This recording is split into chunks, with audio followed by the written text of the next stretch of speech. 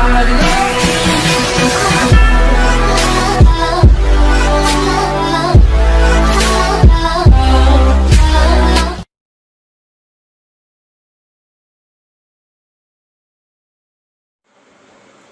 बच्चों, आज मैं आप लोगों के सामने बड़ा ही इंटरेस्टिंग विषय लेकर आई हूँ जो सीबीएसई बोर्ड 9th का सिलेबस भी है। अलंकार।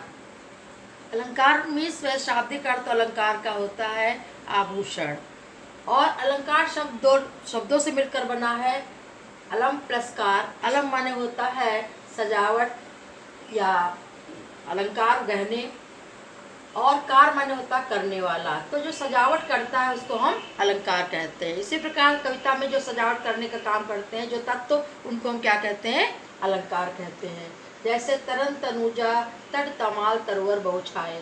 दूसरा है सियमुख मनो चंद्रमा सोए।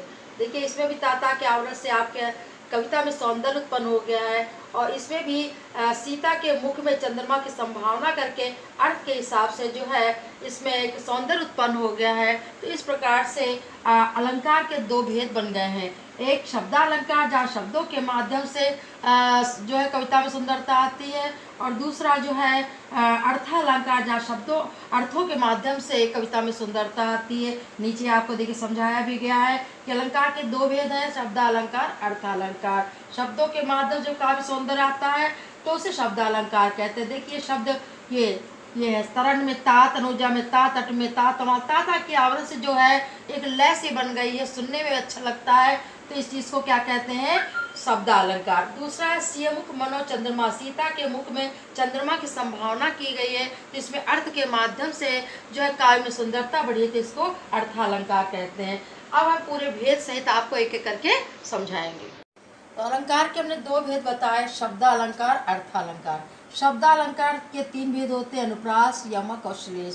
अर्थालंकार के भेद तो बहुत होते हैं, लेकिन आपके सिलेबस में ये 5 ही हैं, तो 5 ही बार हम जो है व्याख्या करेंगे। उपमा, उत्प्रेक्षा, रूपक, मानवीकरण, अतिशयोक्ति। शब्दालंकार में कोई परिवर्तन रहता नहीं होता है, 3 के 3 ही रहते हैं। और अर्थालंकार आगे जैसे क्लास बढ़ते जाते हैं, आपके अलंकारों की संख्या भी बढ़ती जाती है। तो पहले आप देखिए अनुप्रास अलंकार। अनुप्रास शब्द जो है दो शब्दों से मिलकर बना है, अनु प्लस प्रास। अनु माने होता है बार बार, और प्रास माने होता है रखना। जहाँ एक वर्ण या एक शब्द बार बार रखा जाए या आए, तो वहाँ पर क्या होता है? अनुप्रास अलंकार होता है। देखिए एग्जाम्पल देखिए, चार चंद्र की चंचल किरणें खेल रही थी जलथल में। जलथल में सुंदर चंद्रमा की किरणें खेल रही थी, है ना। अर्थ भी तो सुंदर है, लेकिन सौंदर्य किसका है? वर्णों का सौंदर्य। 4 वर्ण की आवृत्ति से कविता में कितनी सुंदरता बढ़ गई है, ठीक है ना। तो ये आपका है शब्दालंकार। इसी प्रकार दूसरा देखिए, सुरभित सुंदर सुखद सुमन तुझ पर तेरे ऊपर, है ना, सुंदर और सुरभित सुखद सुख देने वाले पुष्प खिलते हैं, जिसमें सा वर्ण की आवृत्ति हो गई है। और थर्ड है, नभ पर चमचम चपला चमकी, है, आकाश बिजली चमक रही है। उसके सौंदर्य किस ढंग से प्रस्तुत किया है कि आकाश पर चमचम बिजली चमक रही है, मतलब चपला चमक रही है। तो उसी बात को जो है चा वर्ण की आवृत्ति इतने अच्छे ढंग से प्रकट किया है कि कविता में सौंदर्य उत्पन्न हो गया है। तो ये है आपके उदाहरण अनुप्रास अलंकार के। बहुत से उदाहरण आते हैं, आपने जब किताब पढ़ेंगे, कविता पढ़ेंगे, तो उसमें आप देखिएगा जहाँ जहाँ भी वर्ण की आवृत्ति होती है वहाँ वहाँ अनुप्रास अलंकार होगा। अब दूसरा है यमक। यमक माने 2 बार। जहाँ एक शब्द 2 बार आए और अर्थ अलग अलग हो, वहाँ यमक अलंकार होता है, ठीक है ना। एक शब्द 2 बार आए। अब पहले देखिए, 3 बेर खाती थी वे 3 बेर खाती है। कौन से एक शब्द 2 बार आया? 3 बेर और 3 बेर, है ना। एक ही शब्द 2 बार आया, दोनों के अर्थ अलग अलग है। कि बिहारी ने अपनी कविता में नायिका जो वियोगावस्था में उनका वर्णन किया है कि जो नायिका 3 बार खाती थी वो अवियोगावस्था में 3 बेर फल खाकर ही रह जाती हैं, ठीक है ना। इसी बार दूसरा देखिए, कहे कवि बेनी बेनी ब्याल की चुराई लेनी। इसमें कौन शब्द 2 बार आया है? बेनी और बेनी। तो एक बेनी कवि का नाम है, और दूसरे बेनी मीन्स होता है चोटी, और ब्याल मीन्स हो सर्प, है ना। तो बेनी कवि कहते हैं कि मेरी नायिका की चोटी की सुंदरता ने मेरी नायिका की चोटी ने सर्प की सुंदरता को भी चुरा लिया है, ठीक है ना। तीसरा है काली घटा का घमंड घटा। इसमें कौन शब्द 2 बार आया है? घटा। घटा मीन्स बादल, एक घटा मीन्स होता है घटना। तो काली घटाओं, काली घटा का घमंड, काली घटाओं का घमंड, घटा माने कम हो गया है, ठीक है ना। तो देखिए एक शब्द के दो अर्थ है और दो दो अर्थ का अपना अलग अलग ही चमत्कार है। तो इस प्रकार यहाँ से यमक का अलंकार है। तीसरा है श्लेष अलंकार। श्लेष मतलब होता है चिपका होना, जहाँ एक ही शब्द से कई अर्थ चिपके हों।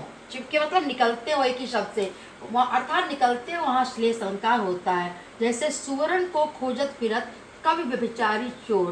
तो यहाँ पर सुवर्ण एक ऐसा शब्द है जिसके तीन अर्थ निकलना है। कैसे? कवि के लिए आपका सुंदर वर्ण, कवि सुंदर सुंदर वर्णों को खोजता है। व्यभिचारी मतलब कामी व्यक्ति जो है सुंदर रंग खोजता है। और चोर जो है वो सोना खोजता है। तो यहाँ पर तीनों के लिए तीन शब्दों का अर्थ का प्रयोग किया गया सुवर्ण मीन्स, तो इसलिए यहाँ पर श्लेष अलंकार हो गया। दूसरा है रहीमन पानी राख के बिन पानी सब सून, पानी गए न उबरे मोती मानुष चोर। तो ये नीचे वाली लाइन देखें आप, यहाँ पानी शब्द से तीन अर्थ निकल रहे हैं। मोती के लिए चमक, जितने ही गहरे पानी मोती होता उतनी चमक आती है। मानुष के लिए पानी शब्द का अर्थ है इज्जत, ठीक है ना। तो अगर मनुष्य में इज्जत नहीं तो संसार की कोई बकत नहीं है। तीसरा चून, और चून के लिए पानी का अर्थ है जल। तो चूना बिना पानी के बिना जल के बेकार हो जाता, सूख जाता है, उसका कोई अस्तित्व नहीं रह जाता है। तो ये तीनों के लिए पानी शब्द के अलग अलग अर्थ निकल रहे हैं। अब ये तीसरा है मंगन को दे के पट देत बार बार। यहाँ पट शब्द के जो है दो अर्थ निकल रहे हैं, ठीक है ना। तो मंगन मतलब मांगने वाले को देखकर, कुछ लोग जो देत बार बार क्या देते हैं, पट माने वस्त्र दान करते हैं।